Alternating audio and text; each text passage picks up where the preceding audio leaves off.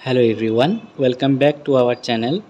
আজি আমি স্টাৰ্ট কৰিম যেটো আমি 2000 প্লাস জিকে এমসিকিউ সিৰিজ স্টাৰ্ট কৰিছিলো তাৰে আজি 46 নাম্বাৰটো হ'বলৈ গৈ আছে গতিকে ভিডিওটো বহুত ইম্পৰ্টেন্ট হয় ভিডিওটো স্কিপ নকৰি লাষ্ট লৈকে চাই থাকিব ভিডিওটো স্টাৰ্ট কৰাৰ আগতে হৰু এটা ৰিকুৱেষ্ট কৰিছো এতিয়ালৈকে আপুনি যদি আমাৰ চেনেলটো সাবস্ক্ৰাইব কৰা নাই অনুগ্ৰহ কৰি চেনেলটো সাবস্ক্ৰাইব কৰিব আৰু লগতে এটা লাইক কৰি দিব আৰু আপুনি যদি ফেসবুকৰ পৰা চাই আছে তেন্তে ফেসবুক পেজটো ফলো কৰি ল'ব সো তেনেহলে বেছি দেৰি নকৰাকৈ আজিৰ ভিডিওটো স্টাৰ্ট কৰিছো সো আজিৰ ভিডিওৰ ফাৰ্স্ট কোৱেশ্চনটো আছে Srimanta Sankardev was born in the year Srimanta শংকৰদেৱৰ জন্ম হৈছিল ইয়াৰে অপচন দিয়া আছে ইয়াৰ ভিতৰত কাৰেক্ট অপচন কি হ'ব শ্ৰীমন্ত শংকৰদেৱৰ জন্ম কেতিয়া হৈছিল এটা অপচন কেইটাৰ ভিতৰত কাৰেক্ট অপচনটো হ'ব অপচন এ 1449 1449 চনত শ্ৰীমন্ত শংকৰদেৱৰ জন্ম হৈছিল সকলোৱে মনত ৰাখিব Next question The first Muslim invasion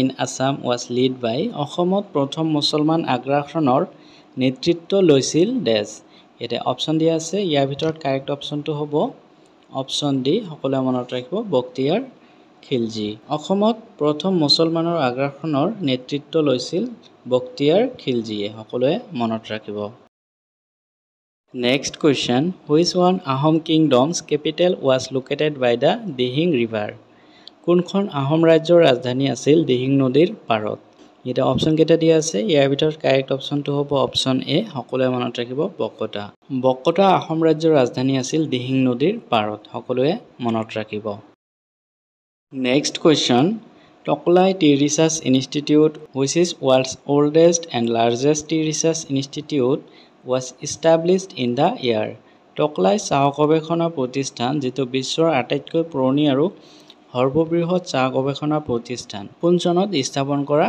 হয় এটা অপচন দিয়া আছে ইয়াৰ ভিতৰত কাৰেক্ট অপচনটো হ'ব অপচন সি সকলোৱে মনত ৰাখিব 1911 1911 চনত টকলাই চাহ গৱেষণা প্ৰতিষ্ঠান যেটো নেকি বিশ্বৰ আটাইতকৈ পুৰণি আৰু সৰ্ববৃহৎ চাহ গৱেষণা প্ৰতিষ্ঠান 1911 চনত স্থাপন কৰা হৈছিল সকলোৱে মনত ৰাখিব Next question Bordoloi Trophy was first started in the year Bordoloi trophy প্ৰথমবাৰৰ বাবে আৰম্ভ হৈছিল ইয়াতে অপচন দিয়া আছে ইয়াৰ ভিতৰত কাৰেক্ট অপচনটো কি হ'ব ইয়াৰ কাৰেক্ট অপচন হ'ব অপচন বি সকলোৱে মনত ৰাখিব 1952 1952 চনত বৰদলৈ ট্ৰফি প্ৰথমবাৰৰ বাবে আৰম্ভ হৈছিল সকলোৱে মনত ৰাখিব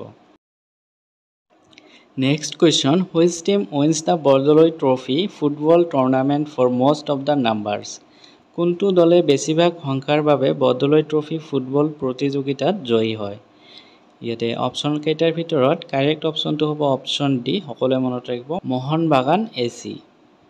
মোহন বাগান এসি দলটোৱে বেছিভাগ সংখ্যাৰ বাবে বৰদলৈ ট্ৰফি ফুটবল প্ৰতিযোগিতাত জয়ী হয় সকলোৱে মনত ৰাখিব আৰু মই এনসাৰ দিয়াৰ আগতে সকলোৱে এনসাৰ কৰিবলৈ চেষ্টা কৰিব কমেন্টত কমেন্ট কৰি জনাব Next question Who is the first Olympian from Assam to participate in Olympic Games Olympic খেলত অংশগ্ৰহণ কৰা অসমৰ প্ৰথমজন অলিম্পিয়ান কোন ইয়াতে অপচন দিয়া আছে ইয়াৰ ভিতৰত কাৰেক্ট অপচনটো হ'ব অপচন সি সকলোৱে মনত ৰাখিব দীপাঙ্কৰ ভট্টাচাৰ্যী হৈছে অলিম্পিক খেলত অংশগ্ৰহণ কৰা অসমৰ প্ৰথমজন অলিম্পিয়ান সকলোৱে মনত ৰাখিব Next question Elvis Ali Hazarika became first swimmer from the northeast to cross the Catalina Channel which is located at Elvis Ali Hazarika উত্তৰ পূবৰ পৰা প্ৰথমজন সাঁতোৰবিদ হিচাপে পৰিগণিত হৈছে যিয়ে কেটালিনা চেনেল পাৰ কৰিছে ই দেশত অৱস্থিত এটা অপচন কেটাৰ ভিতৰত কাৰেক্ট অপচনটো হ'ব অপচন এ সকলোৱে মনত ৰাখিব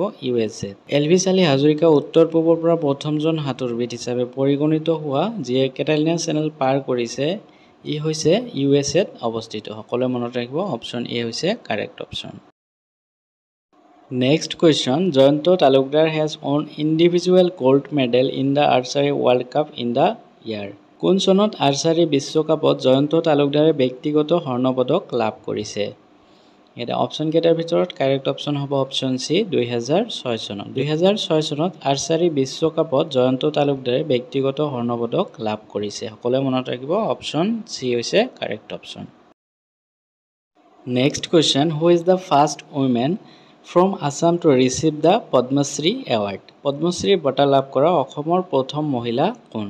ইয়াতে অপশ্যন দিয়া আছে, ইয়াৰ ভিতৰত কাৰেক্ট অপশ্যন হ'ব অপশ্যন এ অমল প্ৰভা দাস। সকলোৱে মনত ৰাখিব, পদ্মশ্ৰী বঁটা লাভ কৰা অসমৰ প্ৰথম মহিলা হৈছে Amal Prabha Das. Next question, who is the first person from Assam to receive the Padma Bhushan Award? Padma Bhushan বঁটা লাভ কৰা অসমৰ প্ৰথমজন ব্যক্তি কোন? ইয়াতে অপশ্যন দিয়া আছে, ইয়াৰ ভিতৰত কাৰেক্ট অপশ্যনটো হ'ব অপশ্যন ডি। সকলোৱে মনত ৰাখিব, অমিয় কুমাৰ দাস। অমিয় কুমাৰ দাস হৈছে পদ্মভূষণ বঁটা লাভ কৰা অসমৰ প্ৰথমজন ব্যক্তি। Next question, who had declined to accept India's second highest civilian award Padma Vibhushan? কোনে গ্ৰহণ কৰিবলৈ অস্বীকাৰ কৰিছিল ভাৰতৰ দ্বিতীয় সৰ্বোচ্চ অসামৰিক বঁটা পদ্ম বিভূষণ? ইয়াতে অপশ্যন কেইটাৰ ভিতৰত কাৰেক্ট অপশ্যনটো হ'ব অপশ্যন চি অমল প্ৰভা দাস। সকলোৱে মনত ৰাখিব, অমল প্ৰভা দাসে গ্ৰহণ কৰিবলৈ অস্বীকাৰ কৰিছিল ভাৰতৰ দ্বিতীয় সৰ্বোচ্চ অসামৰিক বঁটা পদ্ম বিভূষণ। সকলোৱে মনত ৰাখিব। Next question, total number of members elected from Assam from Rajya Sabha is? Rajya Sabhar বাবে অসমৰ পৰা নিৰ্বাচিত হোৱা মুঠ সদস্যৰ সংখ্যা হ'ল ডেছ। ইয়াতে অপশ্যন কেইটাৰ ভিতৰত কাৰেক্ট অপশ্যনটো হ'ব অপশ্যন বি। সকলোৱে মনত ৰাখিব 7। ৰাজ্য সভাৰ বাবে অসমৰ পৰা নিৰ্বাচিত হোৱা মুঠ সদস্যৰ সংখ্যা হৈছে 7টা। সকলোৱে মনত ৰাখিব। Next question, how many members were elected for the first Rajya Sabha session of 1952 from Assam? 1952 চনৰ প্ৰথম ৰাজ্যসভাৰ অধিৱেশনৰ বাবে অসমৰ পৰা কিমানজন সদস্য নিৰ্বাচিত হৈছিল? ইয়াতে অপশ্যন কেইটাৰ ভিতৰত কাৰেক্ট অপশ্যনটো হ'ব অপশ্যন এ। সকলোৱে মনত ৰাখিব 2টা। 1952 চনৰ প্ৰথম ৰাজ্যসভাৰ অধিৱেশনৰ বাবে অসমৰ পৰা 2জন সদস্য নিৰ্বাচিত হৈছিল। সকলোৱে মনত ৰাখিব।